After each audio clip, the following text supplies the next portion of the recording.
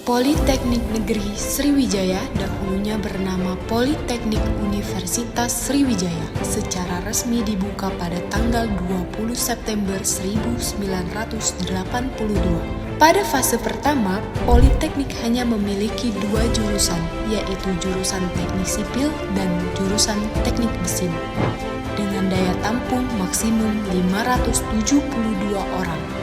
Politeknik Negeri Sriwijaya sampai dengan saat ini memiliki 9 jurusan dengan 23 program studi.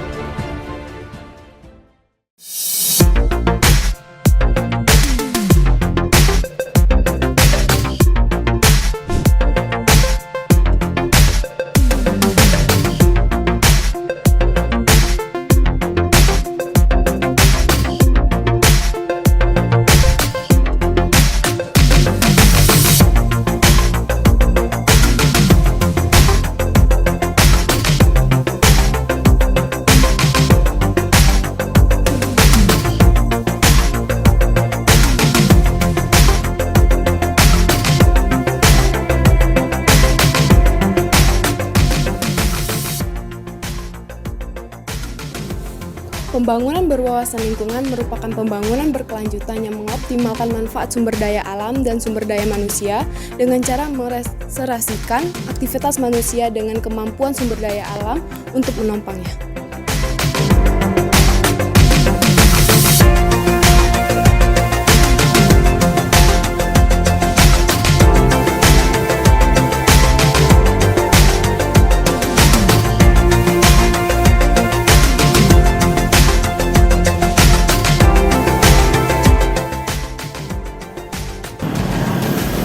Flyover adalah bangunan yang dibangun di atas jalan raya atau perlintasan rel kereta api, dan proper bertujuan dibangun yaitu untuk mempercepat waktu tempuh.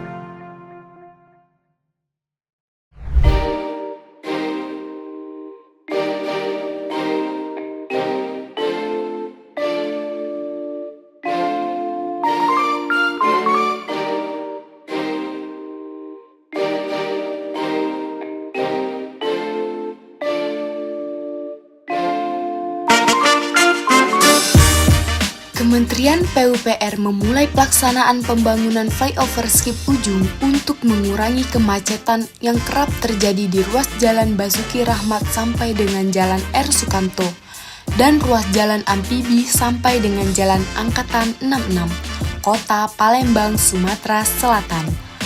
Pembangunan flyover Skip Ujung memiliki panjang penanganan 660 meter terdiri dari 180 meter jembatan, 156 meter oprit sisi Jalan Basuki Rahmat, dan 324 meter oprit sisi Jalan R. Sukamto.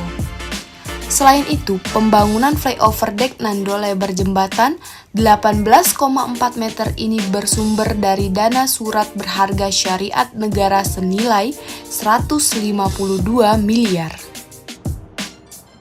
Melalui Balai Besar Pelaksanaan Jalan Nasional BBPJN Sumatera Selatan, Direktorat Jenderal Ditjen Bina Marga. Per Maret 2023, pekerjaan fisik flyover yang dilakukan oleh kontraktor PT Waskita Kencana KSO dengan konsultan pengawas PT Disiplan Konsultan KSO telah mencapai 43%. Dengan pekerjaan melanjutkan frontage di ruas Jalan R. Sukamto dan mempersiapkan fondasi borfail di ruas jalan Basuki Rahmat. Pembangunan flyover yang telah dimulai sejak Juni 2022 ini juga memperhatikan aspek penghijauan guna memperindah bangunan. Agar infrastruktur tidak menjadi betonisasi, jadi harus lebih green. Teman-teman sudah mendesain agar di bawah flyover akan ditanami tanaman. Selain penghijauan, flyover skip ujung akan dilengkapi dengan ornamen motif songket untuk menunjukkan ciri khas daerah. Untuk menunjukkan ciri khas daerah, nanti akan ditambahkan motif songket di dinding flyover. Flyover ini pelaksanaannya 2 tahun anggaran, yakni di tahun 2022 dan tahun 2023, sehingga target peresmian November 2023.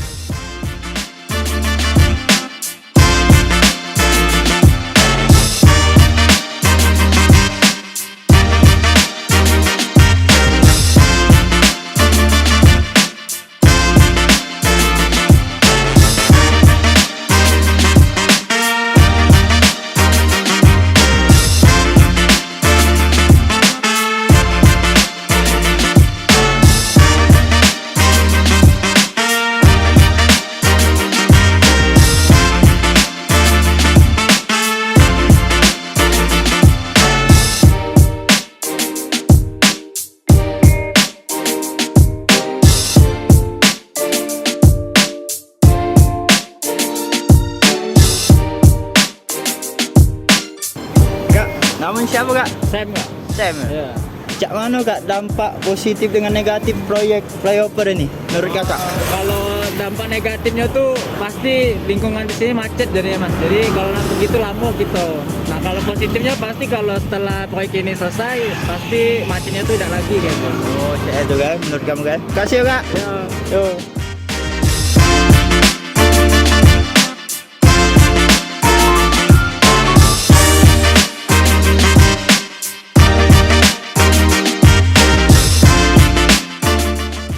Baik Pak, sebelumnya ini bersama siapa Pak? Rehan. Oh baik Pak Rehan. Ini Pak, kami ada mau wawancara sedikit Pak, apakah boleh Pak? Ya boleh. Ini Pak, sebelumnya ada nggak Pak keluh kesah dari masyarakat sini tentang pembangunan flyover ini Pak? Keluh kesah untuk masyarakat sekitar flyover ini ya, pembangunan. Kalau untuk keluh kesah sih kayaknya nggak terlalu banyak. Paling masyarakat yang buka usaha ya yang ada di pinggir-pinggir flyover ini.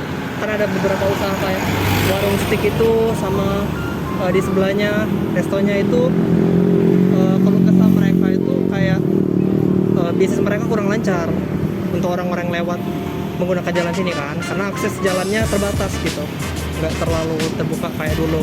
Jadi selama pembangunan flyover skip ini ya penutupan jalan sementara dari persimpangannya mungkin bakal ditutup sampai flyovernya selesai.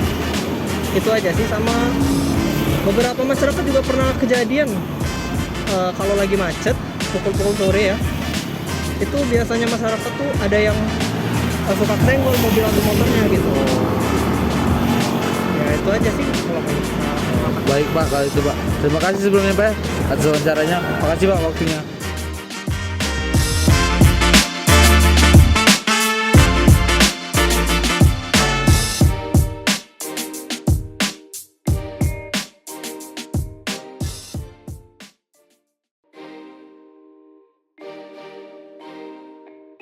Kami dari Politeknik Sriwijaya ingin bertanya. Ya. Nama Kakak siapa? Merdi. Nah, bagaimana pengaruh dari pembangunan flyover ini terhadap rumah makan warung steak? Kalau untuk pengaruhnya sangat pengaruh karena untuk akses keluar masuk kami kan terpotong itu, makin kecil halamannya. Jadi untuk pelanggan yang lainnya sungkan mau masuk sini gitu. Ya sangat pengaruh. Sangat pengaruh. Iya. Terus adakah dampak yang positifnya bagi rumah makan? Kalau dampaknya sih ada. Kalau dampaknya karena yang kemarin ramai sekarang sepi jadinya. Iya. Baik, terima kasih Bapak. Dari wawancara tersebut, kami dapat menyimpulkan bahwa pembangunan proyek flyover memiliki dampak negatif terhadap lalu lintas, ekonomi, dan juga masyarakat di sekitarnya. Oleh karena itu, sebaiknya pemerintah lebih peka terhadap dampak lingkungan sekitar. karena banyak akses menuju jalan di area tersebut yang tertutup.